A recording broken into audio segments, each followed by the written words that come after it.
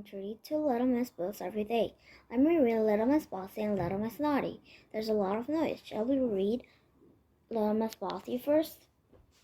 Little Miss Bossy by Roger Hargreaves. On Monday, Little Miss Bossy went for a walk. She met Mr. Nosy. "What are you doing?" he asked. "Mind your own business," she retorted.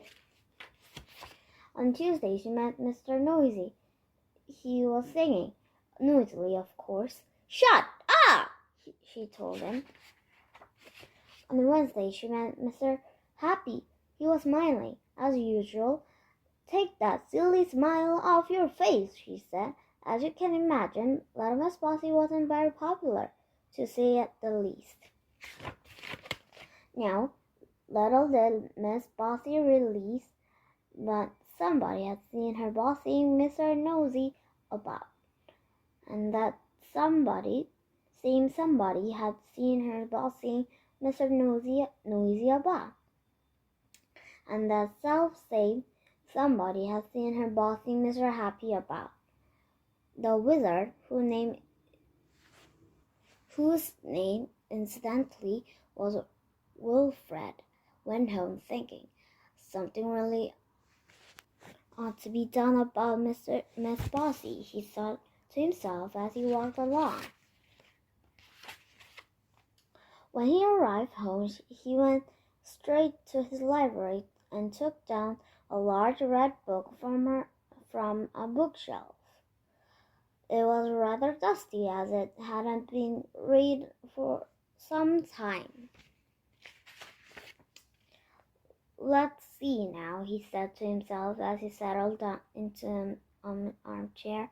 He turned to page 304. At the top of the page it said, "How to Stop People Being Bossy." Wilfred the Wizard read the page very carefully, shut the book, put it back on the bookshelf, and grinned. A particular wizardy sort of a grin. The day after, which was Thursday, Little Miss Bossy met somebody who was fast asleep, as usual, Mr. Lazy. "Wake up!" she said bossily, and prodded him in the tummy. "Ouch!" protested Mr. Lazy, but behind Miss Bossy Wilfred the Wizard, who had been following her, something too. Under his breath, wizardry word he learned from page 304. And do you know what happened? Suddenly, as if by magic, which is true, there appeared on Miss Bossy's feet a pair of boots. One minute they weren't there. The next minute they were. Miss Bossy looked down in alarm. They were magic boots, and being magic boots, they could speak to each other. "Hello, left," said the right boot. "Hello, right," said the left boot. "Ready when you are," said the right. "Right," said the left. And off they set. Left, right, left, right, left, right, left, right. Faster and faster, marching poor little Miss Bossy along. Little Miss Bossy couldn't do a thing about it. Mr. Lazy was much amused.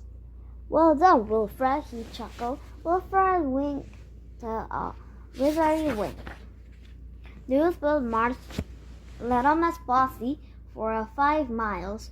She was exhausted. "Ready, left?" said the right foot. "Ready," replied left. "10," said the right. "Shun!" said left, and they came to a halt. Little Miss Bossy was quite for a breath. She tried to take off her boots, but it was impossible. Along came Wilfred. "Those," said Wilfred, pointing to the boots, "are only for people who are too bossy." "Make them go away at once!" cried Miss Bossy, stamping her foot. Well, at least she tried to stamp her foot, but the boot wouldn't. We're out of stamps, chuckled Right. Left giggled. You will do as I say, shouted Miss Bossy. Ready when you are, said Right. Right away, replied Left. Quick march, and off they set again, left, right, left, right, for 10 miles. And then they stopped again, and along came Wilfred. Make this stupid boots go away, shouted Miss Bossy. Only if you say the magic word, replied Wilfred. Miss Bossy thought, and thought, and thought again. Please, she said. That's better, smiled Wilfred. And he said the wizard's word again under his breath from page 304. The boots disappeared as if by magic. Now then, said Wilfred, sternly waggled his finger. Stop being bossy, or you know that will happen. Miss Bossy nodded miserably. Very well, smiled Wilfred, and went. And do you know something? From then on until now little Miss Bossy was a changed person. Not bossy at all. And do you know why, don't you? You know what she is afraid of? Bossy boots. Little Miss Bossy had finished reading. Open up Little Miss Naughty. Little Miss Naughty by Roger Hargreaves. Are you ever naughty? Sometimes a bet. While Little Miss Naughty was not naughty all the time. She awoke one Sunday morning and looked out of the window. Looks like a nice day, she thought to herself, and then she grinned. Looks like a nice day for being naughty, she said, and rubbed her hands. That Sunday, Mr. Uppity was out for his morning stroll. Little Miss Naughty knocked off his head and jumped on it. My head! cried Mr. Uppity. That afternoon, Mr. Clever was sitting on his garden reading a book.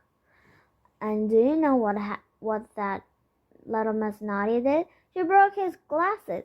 My glasses! cried Mr. Clever.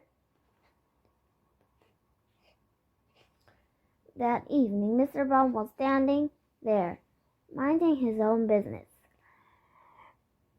And guess what Little Miss Naughty did? She ran off with his bandages. And bandages up Mr. Small. Move! She cried. It's difficult to say anything when you are bandaged up like that.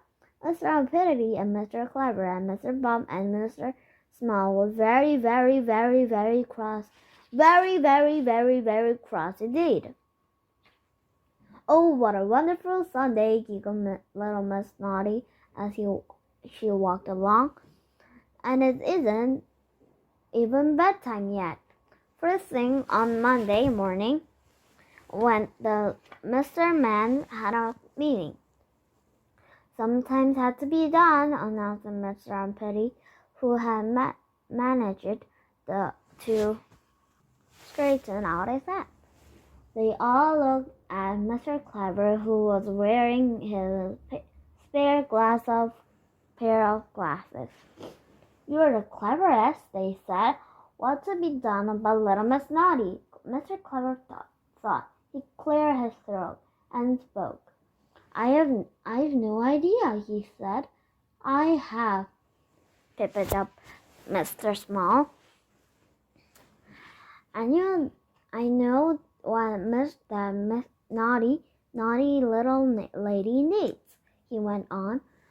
And I know who can do it, he added. What? Asked Mr. Uppity. Who? Asked Mr. Clever. Chuckled Mr. Small, and went off to see a friend of his, somebody who could do impossible things. somebody who could do impossible things, like making himself invisible. I wonder who that could be. That Monday, Mr. Nosy was asleep under a tree. Little Miss Naughty crept towards him with a pot of paint in one hand and paintbrush in the other, and a rather large grin on her face. She was going to paint the end of his nose red. But just as she was about to do the dreadful deed, something happened. Tweak! Somebody tweaked her nose.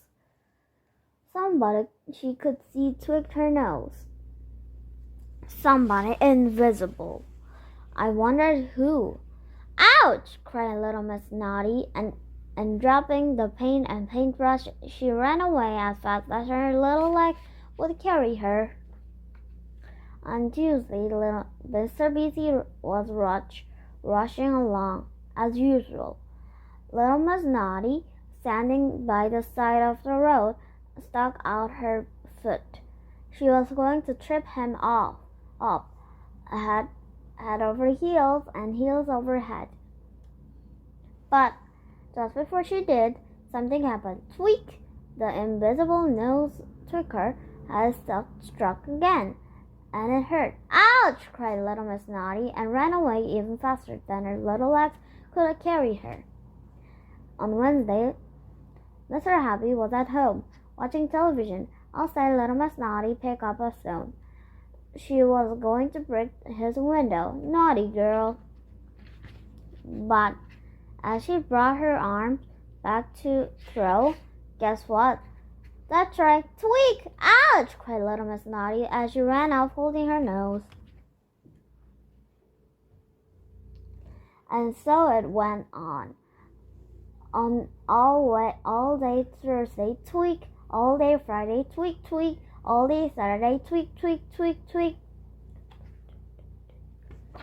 By which time little Miss Naughty's nose was bright red. But by Sunday she was cured. No naughtiness at all, thanks to the invisible nose tweaker. On Sunday evening, Mr. Small went around to see him. Hello, Mr. Impossible, he smiled. Thank you for helping to cure little Miss Naughty. My pleasure, laughed Mr. Impossible. But it did take all week. Mr. Small grinned. Don't you mean, he said, all week?